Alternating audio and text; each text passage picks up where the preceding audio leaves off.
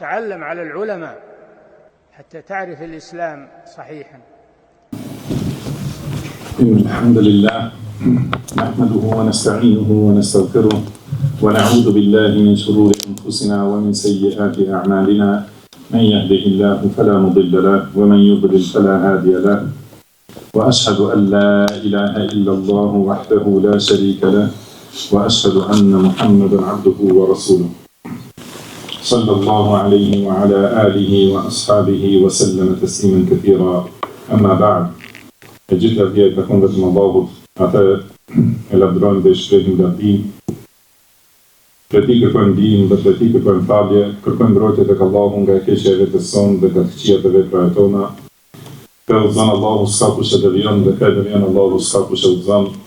Dëshmoj se nuk ka të adhuruar të drejtë përveç Allahut një, i cili nuk ka ortak dhe nuk ka rival, dhe dëshmoj se Muhamedi është rob dhe i dërguar i tij. Salavatet dhe selamet e shumta të Allahut qofshin për të, për familjen e tij dhe të gjithë shokët e tij, si dhe të gjithë ata që e ndjekin udhën e tyre deri në ditën e gjykimit. Mëtej, o Zoti ynë, ti je i lartësuar dhe i pastër nga çdo emet, ne nuk dim asgjë posa asaj që na ke mësuar ti, në të vërtetë ti je i gjithdituri, i urti. O Allah, na bëj të dobishme atë që na ke mësuar, na mëso atë që na bën dobi, na shto diturinë, na përmirëso gjendjen tonë të rësi dhe mos na lër të mbështetur në vetët tona asnjë çast. Mëtej, vazhdojmë me këtë libër të shkurt dhe të çmuar me titullin Feja e vërtet i zgjidh të gjitha problemet, nga autori dietari kolosal Imam Abdulrahman ibn Nasir as-Sa'di, Allahu më shirovë dhe falt atë, na falt ne, dietarët tanë, prindrit tanë dhe të gjithë muslimanët dhe muslimanet, besimtarët dhe besimtaret, të gjallët dhe të vdekurit.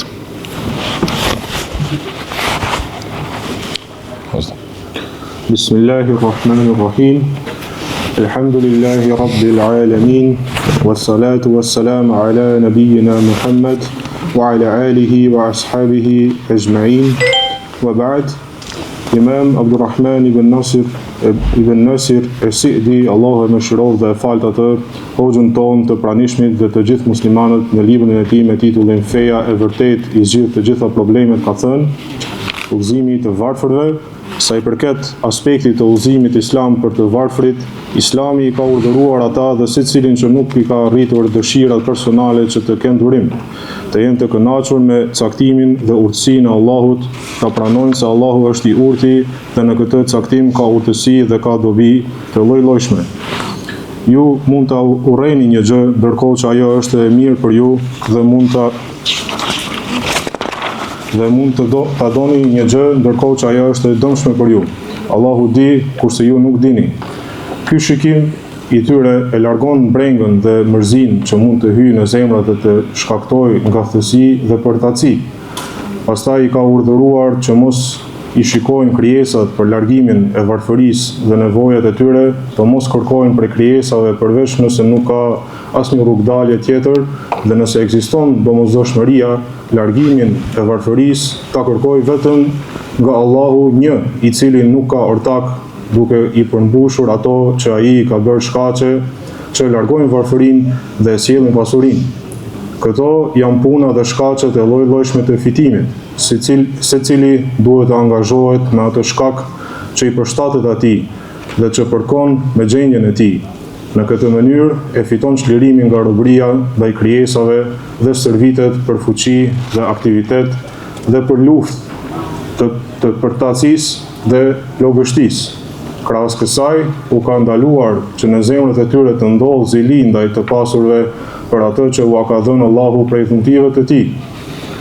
Mos i lakmoni ato gjëra me anë të cilave Allahu i ka bërë disa nga ju të dallohen mbi të tjerët. Meshkujt do të kenë pjesë prej asaj që kanë punuar, e po ashtu edhe femrat do të kenë pjesë prej asaj që kanë punuar. Kërkoni Allahun nga mirësitë e tij, vërtet Allahu është i dijshëm për çdo gjë. I ka urdhëruar të jenë besnik dhe të qiltër në punët, ndër veprimet dhe profesionet e tyre, dhe të mos nxitojnë për fitimin e riskut që u ka shkruar Allahu, duke u zhytur në fitime të ulta të cilat e largojnë fenë dhe dunjan. I ka urdhëruar me dy urdhra të cilat i ndihmojnë kundër vështirësisë dhe varfërisë. mesatarja në ekonomizimin e jetës dhe të jenë të kënaqur me atë që i ka furnizuar Allahu. Furnizimi i pakët me ekonomizim të mençur bëhet i shumt, kurse kënaqja me atë që e ke është thesar, që nuk harxohet dhe pasuri e madhe pa pasur madh. Shpesh herë një i varfër që ka sukses për ekonomizim dhe kënaqje me atë që posedon, i ka bërë të lakmojnë në jetesën e tij dhe pasanikët me pasuri të tepruar, kurse ai nuk ngushtohet për shkak të pakicës dhe furnizimit të vogël që e ka. Kurdo që të varfrit i marrin udhëzimet e fesë për durim, lidhje me Allahun, çlirim prej robërisë ndaj krijesave, seriozitet dhe përpjekje në punë të ndershme dhe të dobishme dhe kënaqjeje me mirësinë e Allahut, atëherë u lehtësohet bara dhe lodhja e varfërisë. Megjithatë, ata vazhdojnë të veprojnë dhe të përpiqen të arrijnë pasurinë. Shpresojnë te Zoti i tyre, e presin premtimin e tij dhe i ruajnë zemrimit të Allahut. Ati që i ruhet zemrimit të Allahut, ai do të gjejë rrugdalje nga çdo vështirësi dhe do ta furnizojë prej nga nuk e pret. Allahu i mjafton kujdo që mbështetet tek ai. Folëm dje për këtë libër të vlefshëm për zgjidhjen e problemeve të lloj-llojshme që ekzistojnë te njerëzit.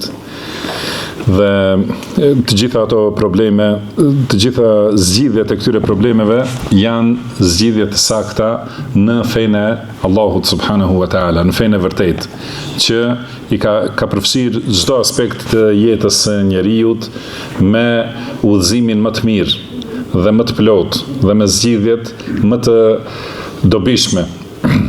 Dhe jemi te tema që ka të bëjë me problemin e pasurisë dhe varfërisë. Dhe folëm dje në lidhje me këta, edhe përmendëm këto udhëzime që i ka përmendur autori rahimahullah, domethënë duke i nxjerrë nga Kurani dhe Suneti, udhëzime të përgjithshme, edhe për të pasurit edhe për të varfrit.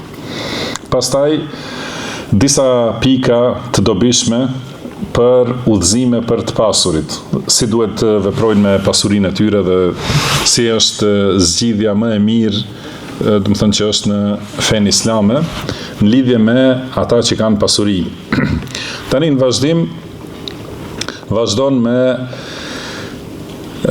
me udhëzime dhe udhërrëfim për të varfrit.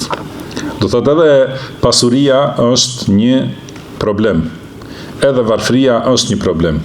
Do të thënë përmendëm dje çfarë probleme sjell pasuria dhe si ka devijuar, do të thënë ose kanë devijuar shumë prej njerëzve në lidhje me pasurinë, gjithashtu edhe në lidhje me varfërinë kanë devijuar shumë prej njerëzve dhe zgjidhjet që i japin të lloj-llojshme janë të gjitha të dëmshme dhe devijim, kurse Islami e ka dhënë zgjidhjen e përsosur. Dhe përmendëm se pasuria dhe varfëria janë sprov dhe janë testim për njeriu. Si ka thënë, do të thënë nuk janë matëse për ta ditur se njeriu është i nderuar ose jo, ose është i poshtruar. Do të thënë, pasuria nuk është peshore që të thuhet se dikush është i nderuar. Edhe varfëria nuk është peshore që të thuhet se dikush është i poshtruar ose i lënë pasdore, se Allahu subhanahu wa taala e ka përmendur këtë devijim të njerëzit, ka thënë fa amma al-insanu idha mabtalahu rabbuhu fa akramahu wa na'amahu fa yaqulu rabbi akraman. Do të thonë kur njeriu e sprovon Allahu, do të thonë e teston, pra e kuptojmë nga kjo që pasuria dhe dhuntit janë test. Pra e sprovon, i jep të mira, i jep dhunti, do thotë i jep pasuri të shumt, i jep shëndet, fuqi, pozitë e kështu me radhë. Fa yaqulu rabbi akraman. Atëherë ai thotë Zoti im më ka nderuar. Do të thonë unë jam me pozitë të Zoti, sepse mi ka dhënë gjitha këto të mira. Wa amma idha mabtalahu faqadara alayhi rizqahu fa yaqulu rabbi ahanan. Edhe disa të tjerë kur Allahu i sprovon dhe ja kufizon furnizimin, rizqun, atëherë thot Zoti im më ka poshtruar, më ka nënçmuar, dhe Allahu i përgjigjet të dy palëve kella, do të thonë nuk është ashtu. Që do të thonë se edhe pasuria dhe varfëria janë sprova dhe njeriu është i urdhëruar të adhurojë Allahun subhanahu wa taala në secilën gjendje dhe përmendëm se secila situatë dhe secila gjendje ka adhurim të caktuar. Do të thonë kur njeriu është në pasuri e adhuron Allahun duke e falendëruar, duke qenë falendërues, dhe kur është në varfëri e adhuron Allahun duke qenë durimtar dhe i nënshtruar ndaj Allahut subhanahu wa taala, po ashtu. Dhe përmendëm se Sheikhul Islam Ibn Taymija rahimahullah ka thënë kur e ka pyetur nxënësi i tij Imam Ibnul Qayyim, e ka pyetur cila është më e vlefshme ose cili ka më shumë shpërblim, pasaniku falendërues apo i varfëri durimtar, ka thënë më i vlefshëm dhe më shumë shpërblim prej tyre ka ai që ka më shumë takwa. Se ka thënë Allahu inna akramakum indallahi atqakum, do thotë më i nderuar tek Allahu është ai që më shumë ruhet prej zemrimit të Allahut. Dhe ka thënë nëse janë të barabartë në takwa, atëherë janë të barabartë në shpërblim. Do të thonë siç shpërblehet ai që e jep pasurinë në rrugën e Allahut, edhe është mirënjohës, falendërues ndaj Allahut subhanahu wa taala. Ju besoj e dini të gjithë brengën e sahabeve, kur kanë ardhur te pejgamberi sallallahu alaihi wasallam, kanë thënë dhahaba ahlu ad-duthur bil ujur. Do të thonë këta pasanikët ne morën të gjitha shpërblimet. Ata falen siç falemi ne, agjerojnë siç agjerojmë ne, por ata kanë më shumë pasuri që japin sadaka. Do të thonë si ti arrim në shpërblim. Edhe pejgamberi sallallahu alaihi wasallam i ka udhëzuar që ta shtojnë adhurimin dhe ta shtojnë dhikrin. Dhe në këtë mënyrë do thotë pra mund ta shoh i varfëri se si pasaniku me pasurinë e tij i afrohet Allahut subhanahu wa taala, jep, do të thonë është falendërues dhe nuk duhet mendoj se me këtë atij ka humbur shpërblimi. Se ka thënë pejgamberi sallallahu alaihi wasallam, kjo dunja është për 4 veta. Do të thënë një njeri të cilit Allahu i ka dhënë pasuri dhe i ka dhënë dituri. Dhe ai këtë pasuri e shpenzon aty ku Allahu është i kënaqur. Dhe një njeri tjetër që Allahu atij i ka dhënë dituri dhe nuk i ka dhënë pasuri. Dhe ai thotë sikur të kisha pasur pasuri do të veproja si filani. Dhe thotë pejgamberi sallallahu alaihi wasallam, ata të dy janë të barabartë në shpërblim. Do thotë nga këto argumente ka marrë Ibn Taymija dhe kuptohet se në secilën çështje ai që është më shumë, që ka më shumë takwa dhe i ruhet Allahut dhe ka parasysh mbikëqyrjen e tij, padyshim se ai është më i nderuari dhe më i larti. Do thotë kjo ishte edhe ato këshillat e përgjithshme, edhe të veçanta për të pasurit që i tham në takimin e kaluar dje. Në vazhdim, pra ka thonë autori rahimahullah, sa i përket aspektit të udhëzimit islam për të varfrit. Do thotë edhe udhëzimi për varfrin, edhe për njerëz në gjendje të varfrisë, do thotë në islam është udhëzimi më i bukur. Edhe nuk e gjen askund tjetër përveç se në islam. Edhe këtu ka përmendur disa çështje gjithashtu që duhet t'i kenë parasysh të varfrit. Çështja e parë ka thonë Islami i ka urdhëruar ata dhe secilin që nuk i ka arritur dëshirat personale që të kenë durim. Do të thonë secili ka dëshira. Edhe të varfrit kanë dëshirë që të kenë pasuri. Po edhe të tjerët kanë dëshira të tjera. Dhe nuk i arrin secili ato që i do. Dhe ai që nuk i ka arritur dëshirat personale, Allahu subhanahu wa taala e ka udhëzuar dhe e ka urdhëruar që të jetë durimtar dhe ta pres shpërblimin te Allahu subhanahu wa taala. Ka thonë Allahu walanabluwannakum bi shay'in min al-khawfi wal-ju'i wa naqsin min al-amwali wal-anfusi wath-thamarat wa bashshir as-sabirin. Do të thonë do t'ju sprovojmë me diçka prej frikës, urisë dhe mungesës në pasuri dhe në njerëz, do të thonë edhe me vdekje, pra do të vdesin, dhe themerat, edhe gjithashtu fryte, pra do të vinë sprovat këtilla, që njeriu nuk mund të arrijë atë që e ka dashur, do të ketë mungesë të sigurisë, do të ketë frikë, luftë, do të ketë uri, do të thonë mungesë të ushqimit, do të ketë mungesë në pasuri, do të mungojnë njerëz, do të thonë do të vijë vdekje, dhe do të mungojnë frytet pasi e bën punën njeriu edhe nuk i fiton ato që i ka dashur. Këto të gjitha janë ibtila, walanabluwannakum. Do të thonë do t'ju sprovojmë me këto, do t'ju vinë këto sprova, dhe ka thënë wa bashiris sabirin, do të thonë përgëzoi durimtarët. Pra, të gjitha këto janë sprova, dhe njeriu është i urdhëruar që këto sprova t'i pranoj me durim dhe t'i pranoj me kënaqësi. Do thotë njëherë mos shpreh pa kënaqësi, mos thot fjalë ose mos bëj vepra që tregojnë se është i zemëruar me atë që ka caktuar Allahu subhanahu wa taala. Pastaj të jetë durimtar edhe do thotë të shpresoj shpërblim tek Allahu për këtë sprovë që i ka ardhur. Pastaj grada më e lartë është që të jetë i kënaqur dhe i lumtur dhe falënderues për atë sprovë që ja ka dërguar Allahu subhanahu wa taala, sepse sprovat, nëse njeriu duron, do të thonë me ato fiton shpërblime të shumta. Edhe fiton edhe në dunja, do thotë fiton disa mirësi njeriu kur i vinë sprovat, të cilat nuk do të kishte mundur t'i arrijë asnjëherë pa ato sprova. Dhe prandaj për këtë shkak njeriu duhet të jetë me këtë shpresë në shpërblimet e Allahut dhe mirësitë e Allahut, dhe të jetë i kënaqur me atë që e ka caktuar Allahu subhanahu wa taala. Pra thotë të jenë këta të varfrit, të jenë të kënaqur me caktimin dhe urtësinë e Allahut subhanahu wa taala. Të pranojnë se Allahu është i urti, dhe në këtë caktim ka urtësi dhe ka dobi të lloj-llojshme. Padyshim, atë që e ka caktuar Allahu, në të ka dobi.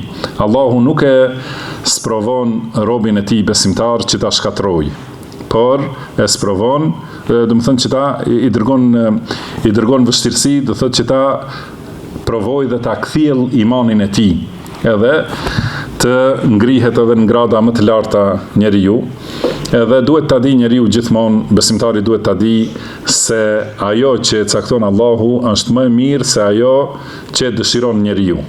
Se ka thënë Allahu, wa asa an takrahu shay'an wa huwa khairul lakum. Do të thonë shpesh herë ju urreni diçka, por ajo është e mirë për ju, është e dobishme për ju.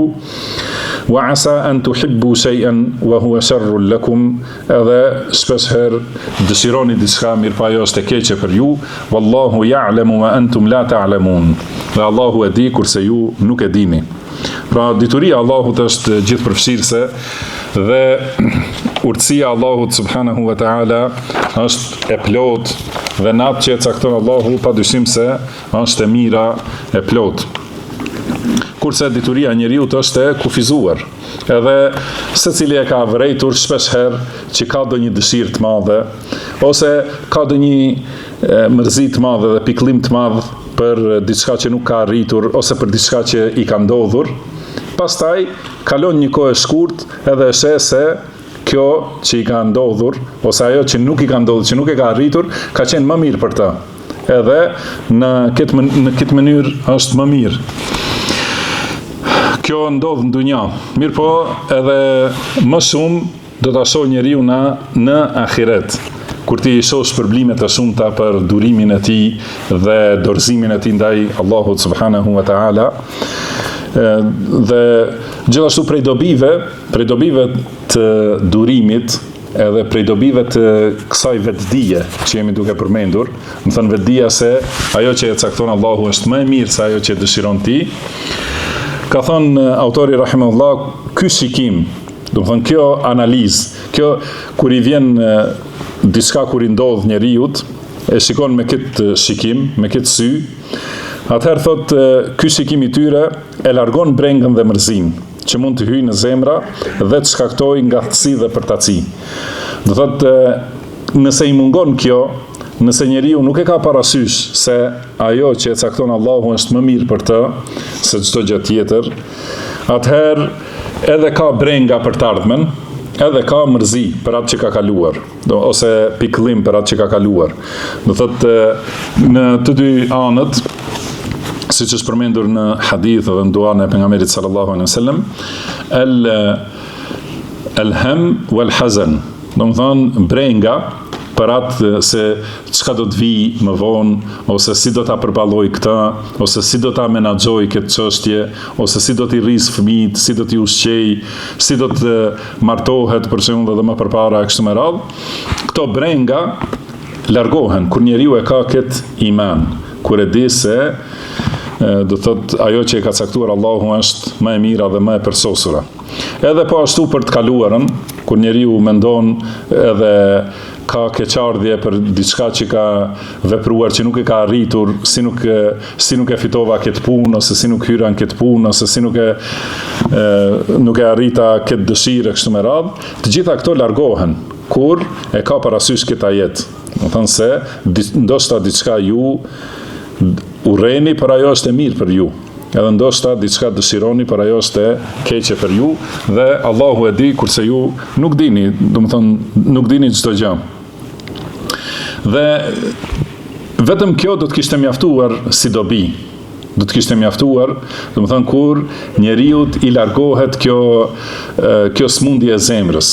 Do të thonë i largohen brengat, edhe i largohen pikëllimet, atëherë është i përqendruar në atë që është e dobishme. Edhe i përfiton të mirat e momentit, edhe rregullohet, do të thonë për të ardhmen me lejen e Allahut, se kur ngel në këtë mjegullin që vazhdimisht ka keqardhje dhe pikëllim për të kaluarën, edhe vazhdimisht është me brenga për të ardhmen, atëherë fiton ngatësi, edhe nuk mund t'i kryej ato punë që janë të dobishme, edhe fiton përtaci. Vjen, si i thonë, do të thonë depresioni edhe largimi prej punës edhe largimi prej të dobishmes, do të thonë gjitha këto për shkak të mungesës së kësaj çështje të imanit. Po ashtu, çështja tjetër, çështja e tretë që e ka përmendur autori rahimahullah, thotë, pastaj i ka urdhëruar që mos i shikojnë krijesat për largimin e varfërisë dhe nevojave të tyre. Do të thonë mos t'i mbetet zemra dhe syri te të mirat që i kanë krijesat, te pasuritë e njerëzve, edhe duke kërkuar prej tyre. Pra, i ka urdhëruar Allahu që të mos i shikojnë krijesat për largimin e varfërisë dhe nevojave të tyre. Të mos kërkojnë prej krijesave, përveç nëse nuk ka asnjë rrugdalje tjetër dhe nëse ekziston domosdoshmëria.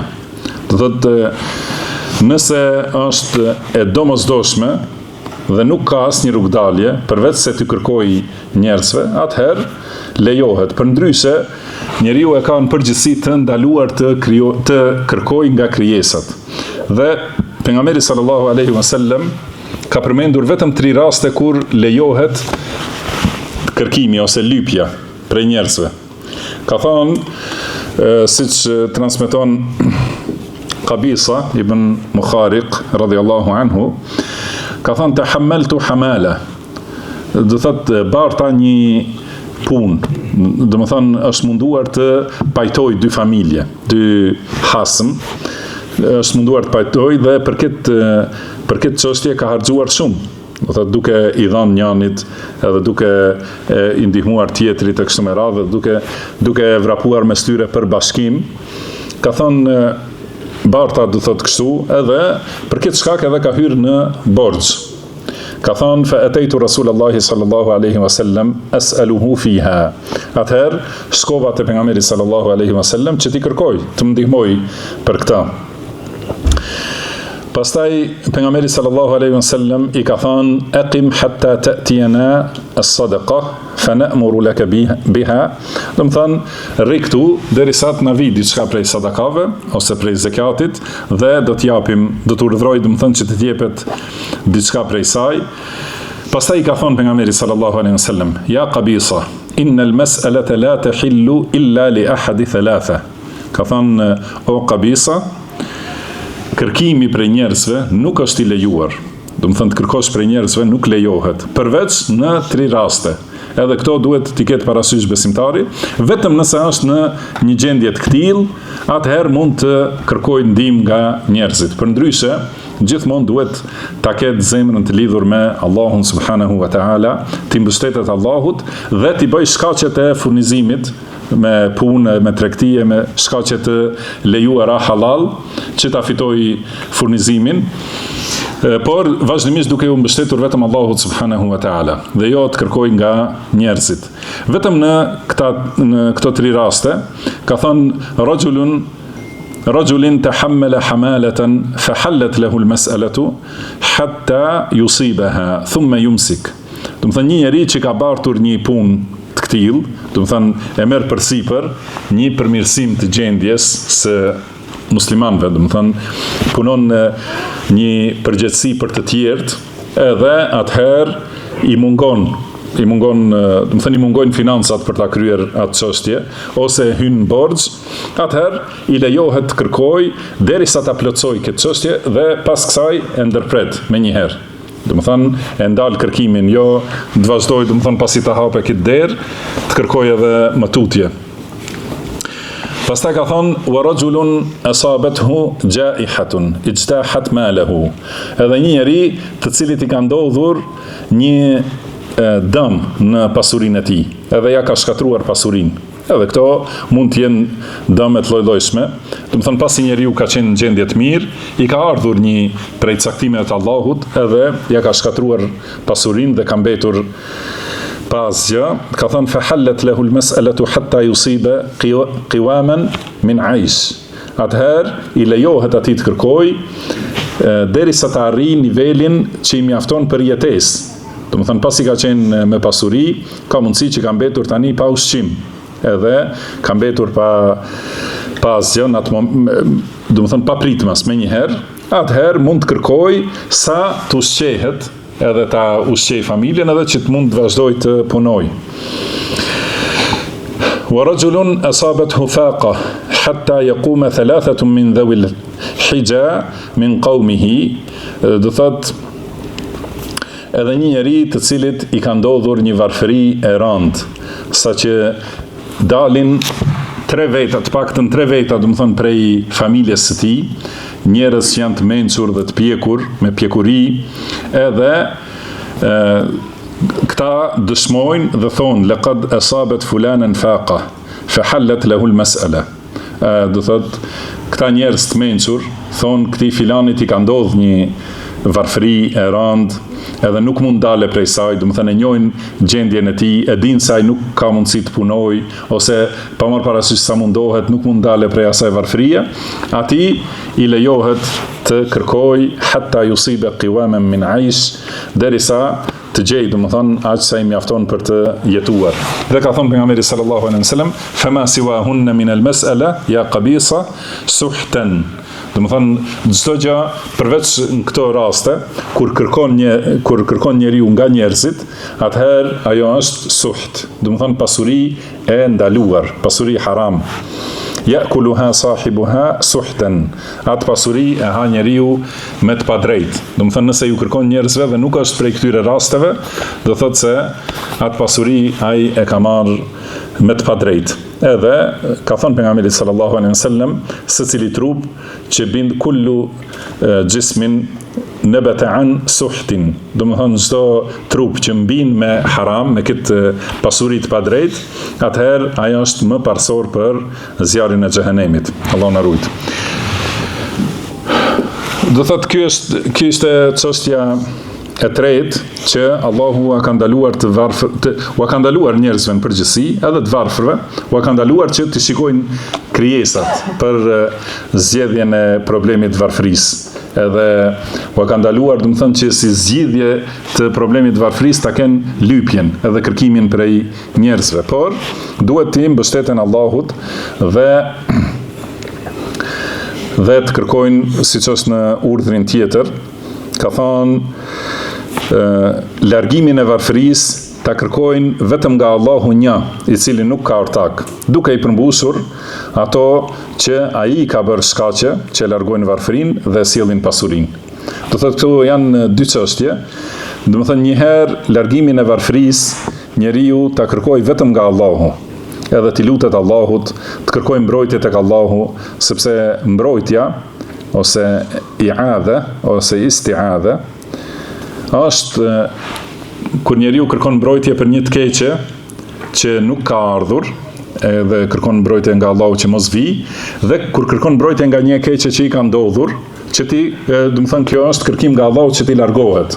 Edhe është në duat e pejgamberit sallallahu alaihi wasallam, wa a'udhu bika min al-faqr. Do të thënë, kërkojmë mbrojtje të ti nga, ose strehohem të ti nga varfëria.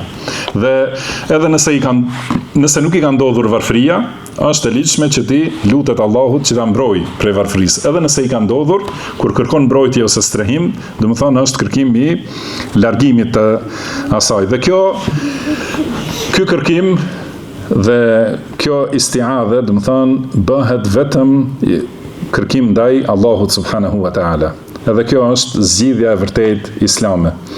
Kurse kërkimi nga varret, nga hajmalit, nga nuskat e ndryshme, edhe njerëzit, do të thënë, janë përhapur besime të lloj-llojshme, mendojnë që nëse e merr këtë tërfilin me katër gjethe e fut në xhep, do t'i shtohet pasuria, dhe mendon se nëse shkonte filan varri edhe i jep atij rojes varrit, ose bën tavaf rreth varrit, ose ja shkruajnë kërkesat në letër edhe i fusin vrima që i kanë caktuar ata devijuesit e njerëzve, i kanë caktuar në varr, edhe mendojnë se kjo është ajo që u zgjidh këtë problemin e varfërisë. Dhe gjitha këto zgjidhje janë zgjidhje të kota, batil, dhe janë të dëmshme për njeriu, edhe në jetën e dunjas, edhe në jetën edhe për në ahiret. Kurse kjo kërkimi i zgjidhjes dhe kërkimi i mbrojtjes i bëhet vetëm Allahut subhanahu wa ta'ala dhe askujt tjetër. Dhe ky është njëri prej këtyre urdhrave që Allahu i ka urdhruar njerëzit ta kërkojnë largimin e varfërisë vetëm prej Allahut subhanahu wa ta'ala, i cili është një i vetëm dhe nuk ka ortak, nuk ka rival, dhe tjetra duke i përmbushur ato që ai ka bërë shkaqe, që largojnë varfërinë dhe sjellin pasurinë. Dhe ato që janë shkaqe të ligjshme, do të thënë Kur'an dhe Sunet. Edhe këto shkaqe janë puna e vërtet, puna me halal dhe tregtia me halal. Dhe të gjitha llojet e tregtisë dhe marrëdhënieve mes njerëzve, të cilat janë halal, prej atyre fitohet pasuria. Ka thënë këto janë puna dhe shkaqet e lloj-llojshme të fitimit. Do të thënë, pra kur njeriu sjell një dobi për njerëzit, dhe për këtë merr shpërblim ose pagesë, qoftë ajo me punë krahu, ose punë intelektuale, siç i thonë, ose qira, ose tregti e kështu me radhë. Pra duke i bërë këto shkaqe dhe duke u mbështetur te Allahu subhanahu wa ta'ala. Për këtë shkak ka urdhruar Allahu, siç është në surën Al-Mulk, ka thënë famshu fi manakibiha wa kulu min rizqi. Do të thënë, ecni nëpër tokë, nëpër hapësirat e tokës, dhe hani prej furnizimit të Allahut. Do thotë, secili do ta gjejë furnizimin që e ka shpërndar dhe e ka përhapur Allahu subhanahu wa ta'ala nëpër tokën e tij, dhe njeriu duhet ta kërkojë këtë me halal. Pastaj ka thënë, pra në vazhdim, këto janë puna dhe shkaqet e lloj-llojshme të fitimit. Secili duhet të angazhohet me atë shkak që i përshtatet atij dhe që përkon me gjendjen e tij. Pra nuk është patjetër secili të synoj vetëm, si thuhet, domethënë si thon disa, nuk duhet secili dëshiroj të bëhet drejtor vetëm. Por dikush do të jetë punëtor sipas gjendjes që e ka dhe që përkon me gjendjen e tij. Do të thënë, dikush ka një zanat caktuar, dikush ka një shkollë caktuar, dikush nuk e ka, dikush ka fuqi fizike. Do të thënë, gjitha ato njeriu i përdor sipas asaj gjendje që e ka, secili pra duhet të angazhohet me atë shkak që i përshtatet atij dhe që përkon me gjendjen e tij. Në këtë mënyrë e fiton çlirimin nga robëria ndaj krijesave. Do të thënë kështu njeriu kur mundohet vetë të punoj dhe i mbështetet Allahut, atëherë largohet prej robrisë ose të jetë nevojtar për krijesat. Ka thënë pejgamberi sallallahu alaihi wasallam, rizku më i mirë që e ha biri Ademit është ajo që e fiton vetë me duart e tij. Dhe Davudi alayhi salam ka ngrënë vetëm nga ajo që e ka fituar vetë. Do të thënë vetëm me që ka punuar me duart e tij. Dhe kjo ka qenë rruga e pejgamberëve të Allahut. Por është përmendur Davudi alayhis salam se ai ka qenë edhe mbret, edhe pejgamber edhe mbret. Megjithatë nuk ka ngrënë nga njerëzit, por ka ngrënë nga fitimi i vet. Do thotë në këtë mënyrë e fiton çlirimin nga robëria ndaj krijesave dhe stërvitet për fuqi dhe aktivitet dhe për luftë të përtacisë, do të thënë luftë kundër përtacisë dhe plagështisë. Pra nuk lejohet që besimtari të bëhet i dobët, tregoj sigur nuk ka mundësi të jetë i dorëzuar edhe ta ndjek përtacinë, por ta luftoj përtacinë edhe të mbështetet Allahut subhanahu wa taala. Pastaj çështja tjetër ka thënë krahas kësaj u ka ndaluar që në zemrat e tyre të ndodh zili ndaj të pasurve. Krahas kësaj u ka ndaluar Allahu subhanahu wa taala edhe të varfërve që në zemrat e tyre të ndodh zili ndaj të pasurve, për atë që u ka dhënë Allahu prej dhuntive të tij, sepse do thotë me këtë autori rahimahullah paralajmëron kundër zilis, sepse zilia është një prej moraleve më të këqija dhe zilia është urrejtje e caktimit të Allahut subhanahu wa taala. Do të thënë ka dy nivele të zilis, do të thënë ka zili që është urrejtje e kësaj të mire që ja ka dhënë Allahu dikujt tjetër. Dhe niveli tjetër është dëshira që t'i largohet atij ajo e mirë. Edhe kjo është edhe më e keq. Më e keq e treta, do të thënë është kur bën shkaqe dhe veprime që me të vërtetë t'ia largoj atë të mirë dikujt tjetër. Do të thënë ka njerëz që e urrejnë dhuntin që ja ka dhënë Allahu dikujt. Edhe ka njerëz që përveç kësaj që e urrejnë, dëshirojnë që t'i largohet kjo e mirë. Edhe ka njerëz që përveç si i kanë këto të dyja, edhe mundohen edhe bëjnë shkaqe që t'ia largojnë atë mirë atij njeriu që ja ka dhënë Allahu, edhe gjitha këto tregojnë se njeriu nuk është i kënaqur me atë që ka caktuar Allahu subhanahu wa taala. Secili ziliqar, do thotë është urrejtës i qaderit. E urrejn atë që e ka caktuar Allahu i lartësuar.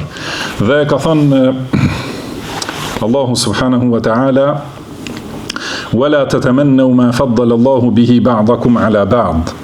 Do të thënë mos i lakmoni, mos kërkoni që t'i keni gjërat me të cilat Allahu i ka mbivlerësuar disa nga ju ndaj disa të tjerë. Do të thënë ose që i ka dalluar, do të thënë që Allahu i ka bërë disa nga ju të dallohen mbi të tjerët. Pra mos i kërkoni, është puna, do të thënë që njeriu nuk duhet ta urrej këtë të mirë që e ka dikush tjetër dhe ta dëshiroj që ta marrë për vete dhe t'i largohet atij. Kjo është ajo që ndalohet në Kur'an dhe Sunet. Përndryshe, dëshira për të qenë në do thotë dëshira që njeriu ta ketë një të mirë, të cilën e ka dikush tjetër, duke dëshiruar që edhe atij tjetrit t'i mbetet. Domethënë kur e sheh vllajën tënd që ka pasuri dhe e shfrytëzon atë për ta kënaqur Allahun subhanahu wa taala, lejohet që njeriu të dëshiroj edhe ai të ketë pasuri dhe të veproj, të bëj vepra të mira, siç u përmend në hadith, ose dikush që ka dituri edhe sheh se i bën dobi dituria e tij dhe dëshiron njeriu që të ketë edhe ai dituri të tillë dhe të adhurojë Allahun subhanahu wa taala, t'i afrohet Allahut me këto rrugë të mirësisë, duke dashur që edhe atij vllajt, domethënë t'i mbetet ajo mirësi dhe të vazhdojnë të dy. Kjo është e lejuar dhe kjo është e preferuar. Domethënë që njerëzit duhet të garojnë në të mira, duke ndihmuar njëri tjetrin. Allahu ka thënë: "Wa ta'awanu 'alal birri wat taqwa", domethënë ndihmojeni njëri tjetrin për bamirësi dhe devotshmëri ose takwa, ndihmojeni njëri tjetrin që të shtohet e mira. Dhe gjithashtu ka thënë: "Wa fi dhalika falyatanafasil mutanafisun", domethënë këto punë të mira le të garojnë ata që duan të garojnë. Domethënë mundohu që ta kalosh edhe më shumë, do të thonë duke i ndihmuar atij në të mirë, që ti ta bësh edhe më shumë, do të thonë të bësh më shumë të mira. Kjo nuk është e ndaluar, por siç tham, e ndaluar është ky hasedi, zilia, që është urrejtja e asaj të mire, ose dëshira për t'u larguar, ose bërja e shkaqeve për t'ia larguar atë mirë dikujt tjetër. Pastaj në udhëzimin tjetër për të varfrit, ka thënë i ka urdhëruar të jenë besnik dhe të çiltër në punët, ndërveprimet dhe profesionet e tyre. Do të thonë, secili pra është nevojtar, edhe duhet patjetër të punojë. Në këtë punë ose ndërveprim, pra tregti, marrëdhënie ose profesionin që e ka, duhet të jetë besnik, i drejt, i sinqert, edhe pse është gjendja e tij e vështirë, edhe ka nevojë për fitim më të shpejt, sepse secilit njeri duket se ai është njeriu që duhet shumë shpejt të fitojë. Mirë po megjithatë, duhet të jetë besnik në punën e tij, në tregtinë e tij, në kryerjen e profesionit. Kështu ka urdhëruar Allahu subhanahu wa ta'ala. Dhe ka thënë, dhe të mos nxitojnë për fitimin e rizkut, që ka shkruar Allahu, duke u zhytur në fitime të ulta, të cilat e largojnë fen dhe dunjan. Do të thonë, kjo gjendja e varfrisë mos jetë shkak që njeriu të nxitojë, ta fitoj furnizimin, se atë furnizim ja ka caktuar Allahu subhanahu wa taala secilit. Se ka thënë pejgamberi sallallahu alaihi wasallam se Xhibrili alayhi salatu wassalam ka frymzuar ose më ka informuar se asnjë njeri nuk mund të vdes derisa nuk i plotësohet rreziku i plot që ja ka caktuar Allahu subhanahu wa taala. Do të thonë, secili e ka të caktuar furnizimin dhe askush nuk mund të marrë asnjë grimc më shumë, edhe nuk do të mbetet pa marrë as edhe një grimc më pak. Do thotë, patjetër do ta plotësoj atë që ja ka caktuar Allahu. Mirë po këtë që ja ka caktuar Allahu, disa e kërkojnë me halal, edhe me besnikëri dhe me frikë ndaj Allahut subhanahu wa taala. Kurse disa të tjerë e fitojnë me haram, nxitojnë më shpejt, ta marrin, edhe fitojnë me tradhti, me padrejtësi, me sulme, me gënjeshtra, nuk i bëhet vonë. Dhe është një shprehje arabisht që përmend Sheikh Abdullah Bukhari, hafidhahullah, thot të disa njerëz el halal ma halla fi yadihi. Do të thonë, i thon halal asaj që bie në dorën e tij. Do të thonë, nëse ka arritur në dorën time, është halal.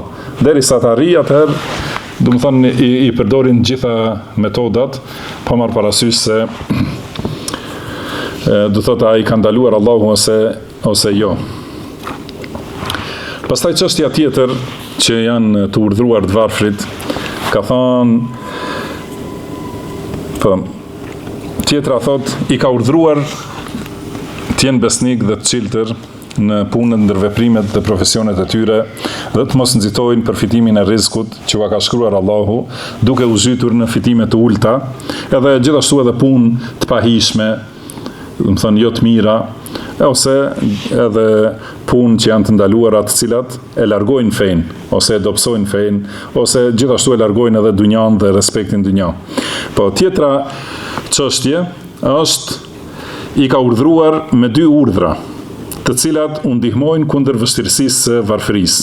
Edhe këto dy çështje këtu, këta 2 urdhra janë prej udhëzimeve më të dobishme për njerëzit, që t'i kenë parasysh, për ta luftuar problemin e varfërisë. Ka thënë mesatarja në ekonomizimin e jetesës. Do të thënë, kjo është e rëndësishme, që ai i cili ka pasuri më të kufizuar, nuk duhet me do e mos të harxoj edhe të shtyhet me atë që të cilit Allahu i ka thënë më shumë.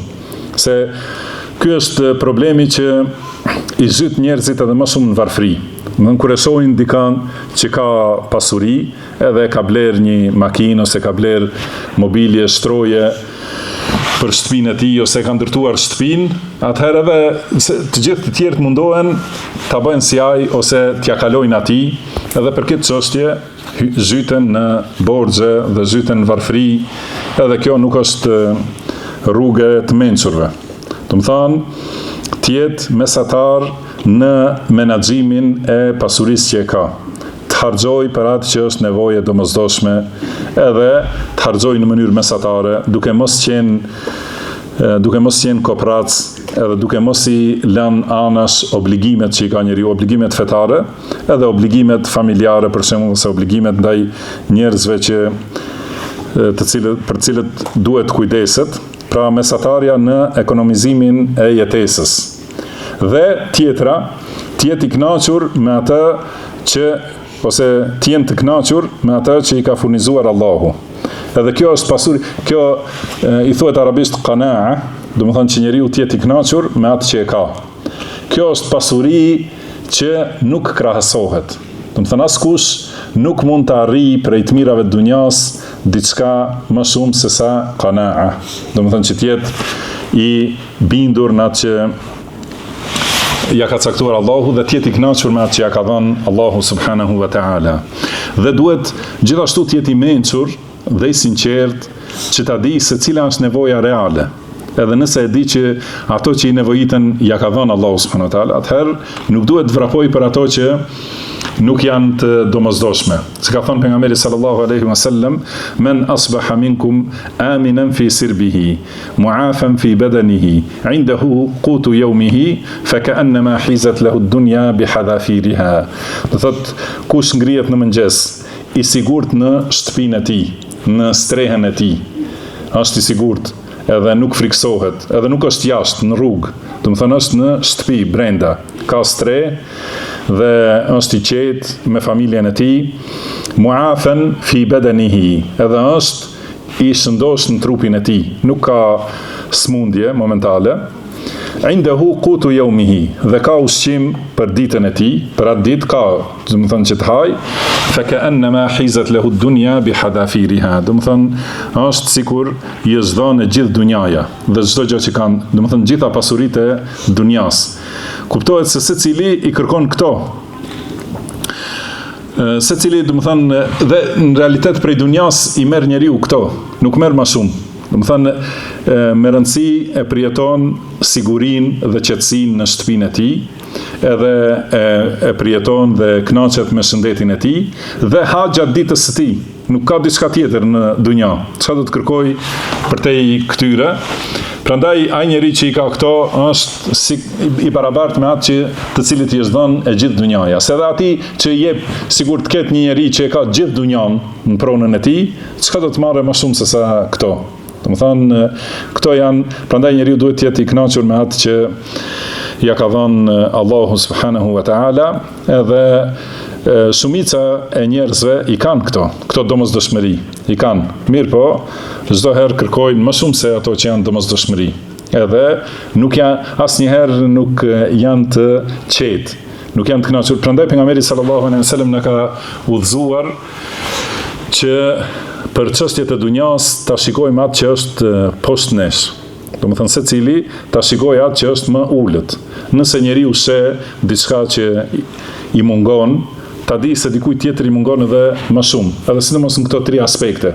Në siguria në shtëpi, shëndeti në trup dhe ushqimi që e ka njeriu, ta shoh se dikujt i mungon diçka prej këtyre. Edhe nëse dëshiron, do të thonë, një makinë të shtrenjtë, ta di se dikush nuk ka asnjë.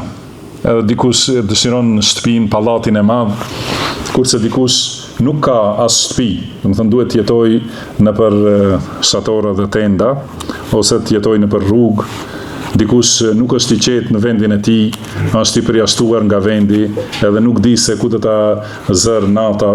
Do të thonë, nuk e di se fëmijët ku do t'i strehoj gjatë asaj nate, edhe kurse njerëzit tjerë i harrojnë këto çështje, prandaj gjithmonë duhet ta shikoj atë që është më poshtë në çështjet e dunjas, kurse për ibadetin dhe çështjet e ahiretit duhet ta shikoj atë që ka parakaluar, atë që është më lartë edhe me më shumë ibadet. Atëherë e fiton këtë kënaqësinë edhe është i kënaqur me atë që ka furnizuar Allahu subhanahu wa ta'ala. Ka thonë, furnizimi i pakët me ekonomizim të mençur bëhet i shumt. Kurse kënaqja me atë që e ke është thesar që nuk harxohet. Tham është pasuri që nuk krahasohet. Do të thënë, nëse njeriu është i kënaqur me atë që ka dhënë Allahu, kjo është një pasuri e madhe që nuk harxohet asnjëherë. Edhe çdo herë e ka zemrën e lumtur. Prandaj ka thënë dhe pasuri e madhe pa pasur mall. Do thotë është thesar që nuk harxohet, edhe është pasuri e gjerë, edhe pse nuk ka mall ose nuk ka mjete. Shpesh herë një i varfër që ka sukses për ekonomizim dhe kënaqje me atë që e posedon, i ka bërë të lakmojnë jetesën e tij edhe pasanikët me pasuritë të tepruar. Edhe këtë e shohim në përditshmëri se shpesh herë ata të pasurit kur e shohin mënyrën e jetesës të varfrit, sidomos nëse është besimtar, i mençur, i kënaqur me atë që ja ka caktuar Allahu, ai thot si ka mundësi të arrihet kjo kënaqësi dhe kjo qetësi që ka ky njeri. Do të thënë edhe lakmon ai pasaniku me pasurinë më të madhe, lakmon për gjendjen e atij të varfrit që dita ekonomizoi atë që e ka në mënyrë të mençur, edhe është i kënaqur me atë që ja ka dhënë Allahu subhanahu wa ta'ala. Pastaj ka thonë, po kurse do thotë një i varfër, shpesh herë një i varfër që ka sukses për ekonomizim dhe kënaqje me atë që e posedon, i ka bërë të lakmojnë në jetesën e tij edhe pasanikët me pasuritë të tepruar, kurse ai nuk ngushtohet për shkak të pakicës dhe furnizimit të vogël që e ka. Kurdo që të varfrit i marrin udhëzimet e fesë për durim, lidhje me Allahun, çlirim prej robrisë ndaj krijesave, seriozitet dhe përpjekje në punë të ndershme dhe të dobishme dhe kënaqje me mirësitë e Allahut, atëherë u lehtësohet barra dhe lodhja e varfrisë. Do të thënë, nëse i ndjekin këto udhëzime të varfrit, atëherë nuk e shohin varfrinë. Do të thënë, nuk i duket sikur e kanë këtë vështirësi ose këtë barë. Do thotë, kur ecin sipas udhëzimeve të kësaj feje të drejtë, kanë durim edhe e dinë se ajo që ka caktuar Allahu është më e mira, edhe janë të lidhur me Allahun subhanahu wa ta'ala, kërkojnë prej Allahut, i kërkojnë Allahut mirësitë e tij, janë të liruar prej robrisë ndaj krijesave, nuk kanë nevojë për atë që e kanë njerëzit, po janë të kënaqur me atë që ua ka dhënë Allahu, janë serioz, do të thënë kanë seriozitet në punë edhe në përpjekje të ndershme dhe të dobishme, dhe janë të kënaqur me mirësitë e Allahut, atëherë nuk e ndjejnë barrën e varfrisë, edhe janë të çliruar dhe të lumtur, edhe të qetë gjithashtu. Edhe e dinë se Allahu subhanahu wa ta'ala ka thënë: "Wa man yattaqillaha yaj'al lahu makhraja wa yarzuqhu min haythu la yahtasib." Dhe kush i friksohet Allahut dhe ruhet prej zemrimit të Allahut, Allahu i jep rrugdalje. Dhe e furnizon nga nuk e ka menduar, nuk e ka pritur, ose nuk e ka llogaritur njeriu. Allahu i mjafton, wa man yatawakkal 'ala Allahi fa huwa hasbuh. Do të thënë, kush i mbështetet Allahut, atëherë Allahu i mjafton atij. Pra ka thonë, gjitha këto që i tham nuk do të thonë se njeriu duhet të largohet nga dunjaja dhe kërkimi i pasurisë me halal, si tham. Thot, megjithatë, ata vazhdojnë të vrapojnë dhe të përpiqen të arrijnë pasurinë. Shpresojnë te Zoti i tyre, e presin premtimin e tij dhe i ruhen zemrimit të Allahut. Dhe kanë takwa, nuk hynë në për haram, janë durimtar, por vazhdojnë të punojnë me seriozitet. Jo se të dorëzohen edhe thonë se nuk ka, pasi ju thoni kjo haram, atëherë çka të bëjmë? Kjo nuk është e vërtetë, sepse halali është shumë herë më shumë se sa harami. Haramet janë një numër i caktuar i çështjeve dhe halalet janë të shumta. Edhe njeriu duhet të mundohet ta fitojë këtë pasuri dhe ta fitoj secilën të mirë, çdo mirësi ta fitoj me rrugën që e kënaq Allahun subhanahu wa ta'ala. Po ashtu kanë përmendur dietarët, që s'është e përmendur këtu, një prej rrugëve për zgjidhjen e problemit të varfrisë është istighfari i shumt, kërkimi i faljes, sepse çdo herë kur njeriu t'i ndodh një sprov, njeriu i kthehet vetes vet, edhe është i vetëdijshëm se kjo ka qenë për shkak të ndonjë mëkati, edhe për shkak të mangësive. Edhe bën istighfar, i lutet Allahu subhanahu wa taala që t'ia fal mëkatet. Dhe atëherë do thotë kjo është një rrugë që ja shton pasurinë, edhe ja largon varfrinë, do të thënë shtimi i istighfarit. Ka thonë Allahu subhanahu wa taala, duke i treguar fjalët e Nuhit alayhi salatu wassalam, se u ka thonë popullit të tij, fa qultu astaghfiru rabbakum innahu kana ghaffara, thash bëni istighfar, kërkoni falje Zotit tuaj, sepse ai është falës i madh. Yursilis samaa aleikum midrara, atëherë Allahu do t'ja çoj, do t'ju lëshoj shumë shi edhe mirësi të shumta nga qielli. Wa yumdidkum bi amwalin wa banin, edhe do t'ju furnizoj me pasuri dhe me fëmijë. وَيَجْعَلْ لَكُمْ جَنَّاتٍ وَيَجْعَلْ لَكُمْ أَنْهَارًا, dhe do t'ju jape kopshte dhe do t'ju jape lumenj. Dhe në vazhdim të fjalëve të Nuhit alayhi salatu wassalam, pra istighfari ka treguar se istighfari është shkak për shtimin e pasurisë, edhe për furnizim me pasuri dhe me fëmijë, edhe me mirësi të shumta në këtë jetë. Prandaj kur njeriu e sheh se ka vështirësi në punë, ose vështirësi në furnizim, ose nuk mund të gjejë rrugdalje nga shumë çështje, atëherë duhet t'i kthehet shumë istighfarit, t'i lutet Allahu subhanahu wa taala për falje. Dhe pejgamberi sallallahu alaihi wasallam ka qenë njeriu që më shumti ka bërë istighfar. Si ka thënë Abu Huraira radhiyallahu anhu, ka thënë nuk kam parë njeri që bën istighfar më shumë se pejgamberi sallallahu alaihi wasallam. Do të thënë sahabët e kanë parë njëri tjetrin. Këta njerëz që kanë bërë shumë dhikr edhe shumë istighfar, por nuk kanë parë askënd që bën aq shumë istighfar sa pejgamberi sallallahu alaihi wasallam. Ai të cilit Allahu ja ka falë të gjitha gjunahet, edhe e ka mbrojtur prej gjunaheve gjithashtu, dhe ka bërë istighfar të shumt. Kanë thënë, ja kemi numëruar në një mexhlis, në një ulje, në një ndeje, që ka bërë istighfar më shumë se 100 herë. Edhe ka thënë pejgamberi sallallahu alaihi wasallam, bëni istighfar dhe pendohuni tek Allahu, sepse unë bëj istighfar dhe pendohem brenda ditës më shumë se 100 herë. Edhe na ka udhëzuar që ta bëjmë në fillim të ditës me istighfar të shumt, atëherë dita përmirësohet. Dhe po ashtu për ahiret, ka thënë pejgamberi sallallahu alaihi wasallam, tuba liman wajada fi sahifatihi istighfaran kathira. Do të thonë lum për atë që do të gjej në regjistrin e veprave të tij istighfar të shumt. Do të thonë sa më shumë që bën istighfar njeriu dhe pendohet tek Allahu vazhdimisht, atëherë do të fitoj mirësi të shumta në dunja dhe në ahiret. Po ashtu i varfri, ose prej çështjeve që janë zgjidhje për problemin e varfërisë, është që njeriu mos i shikojë shkaqet, ose mos me zemrën e tij, mos i mbështetet shkaqeve. Pra pas gjitha këtyre që i tham se duhet të punoj dhe të mundohet, të përpiqet, të bëj shkaqet e duhura, por jo të mbështetet tek ato. Mbështetet te Allahu subhanahu wa ta'ala, wa man yatawakkal 'ala Allahi fa huwa hasbuh. Do të thonë kush i mbështetet Allahut, Allahu i mjafton atij.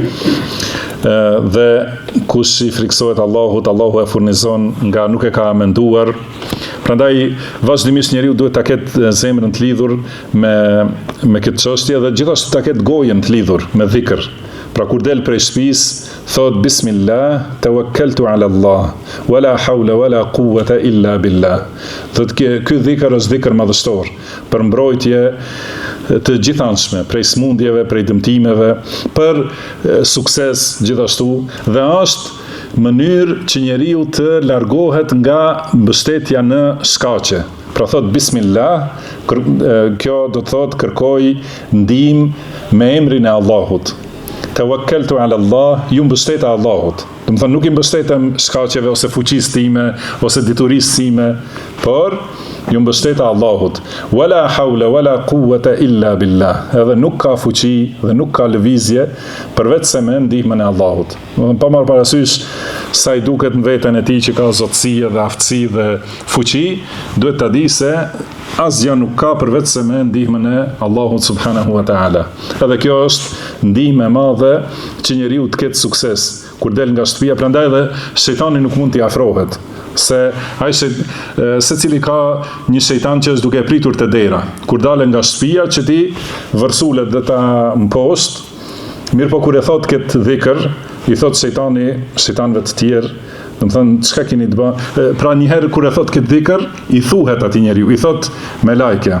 Do thot ti je i mbrojtur, i mjaftuar, do të thënë që të mjafton Allahu, edhe je i udhëzuar. Edhe atëherë shejtani ju thot shejtanëve të tjerë, ç'mund t'i bëni një njeriu që është i udhëzuar, i mjaftuar dhe i mbrojtur. Do të thënë nuk keni mundësi të ta dëmtoni atë.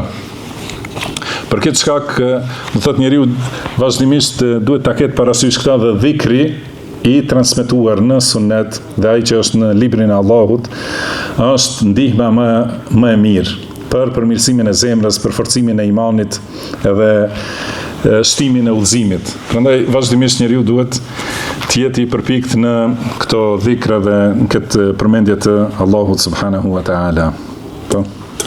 Këto mësime fetare dhe këto udhëzime nga Allahu dhe i dërguari i tij sallallahu alaihi wasallam për pasanikët dhe të varfrit u sjellin të gjithë mirësitë, u pengojnë të këqijat dhe dëmet dhe u japin frytet më të bukura në jetën e shpejtë dhe në atë të mëvonshme.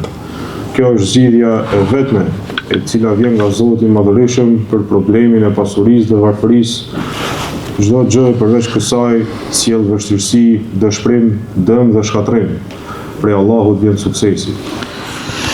Po, kjo, do të thënë kjo fjalë është e qartë, pra kush i ndjek këto mësime me të vërtetë, atëherë këto që i gjen librin e Allahut në sunetin e pejgamberit sallallahu alaihi wasallam, edhe për pasanikët, atë që u tha më herët, edhe për të varfrit, do të thënë të gjithë atëherë e gjejnë mirësinë edhe suksesin, lumturinë, rehatin, qetësinë e shpirtit, gëzimin dhe kënaqësinë shpirtërore, edhe pashtu u pengohen të gjitha të këqijat dhe dëmet, edhe vinë frytet më të bukura në jetën e shpejtë të dunjas dhe në atë të mëvonshme të ahiretit.